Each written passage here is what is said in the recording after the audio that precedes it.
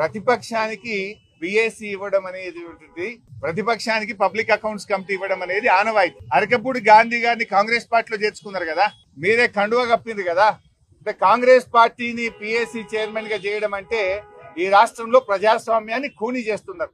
ఇలా రాహుల్ గాంధీ గారు చేతిలో రాజ్యాంగాన్ని పట్టుకొని నీతి వ్యాఖ్యలు చెప్తున్నావు కదా, నీ నీతి వ్యాఖ్యలన్నీ డొల్ల. రాహుల్ గాంధీ మాటలన్నీ నీటి మూటలు.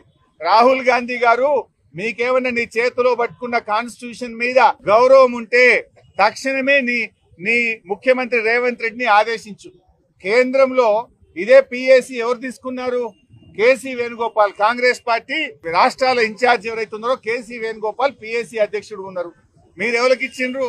బీఆర్ఎస్ నుంచి కాంగ్రెస్ లో చేరినటువంటి అరకపూడి గాంధీకి పిఎస్సి ఇవ్వడం అంటే రాజ్యాంగాన్ని నిట్ట నిలువున పట్ట పగలు ఖూనీ చేయడం, ఇది రాజ్యాంగాన్ని పరిహాసం చేయడం. ఇవాళ రాహుల్ గాంధీ గారి